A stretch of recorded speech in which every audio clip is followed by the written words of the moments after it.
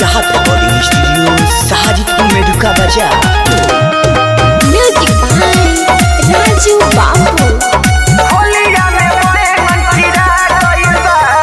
मूली बबुआ नजी के छा गइल बा मूली बबुआ नजी के छा गइल बा यादव जी के बैंगन कीड़ा गइल बा मूली बबुआ नजी के छा गइल बा होलिया में बैंगन कीड़ा गइल बा यादव जी के बैंगन कीड़ा गइल बा होलिया में बैंगन कीड़ा गइल बा होलिया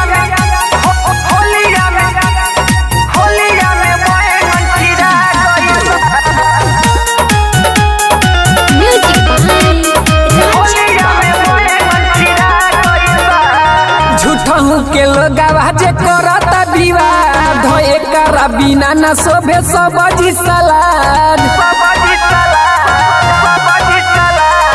झूठहू के लोगवा जे करता विवाद धोए करा बिना न शोभे सब्जी सलाद चारू ओरी लहरी कर छा गइल बा चारू ओरी लहरी कर छा गइल बा होलिया में बैंगन कीड़ा गइल बा मूली बबुआ नजी के छा गइल बा होलिया में बैंगन कीड़ा गइल बा यादव जी के बैंगन कीड़ा गइल बा होलिया में बैंगन कीड़ा गइल बा होलिया में बैंगन कीड़ा गइल बा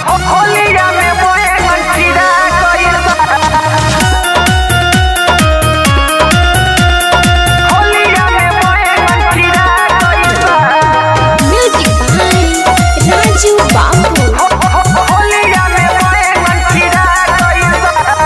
पहले पवन राजा गाई हो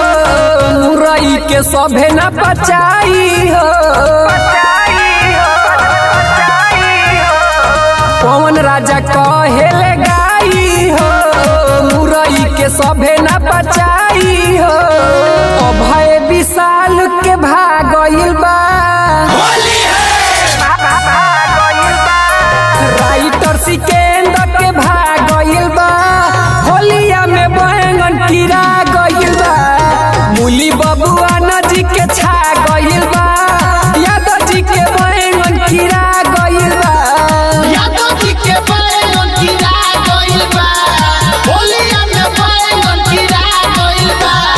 मूली बबुआ नजी के छा गइल बा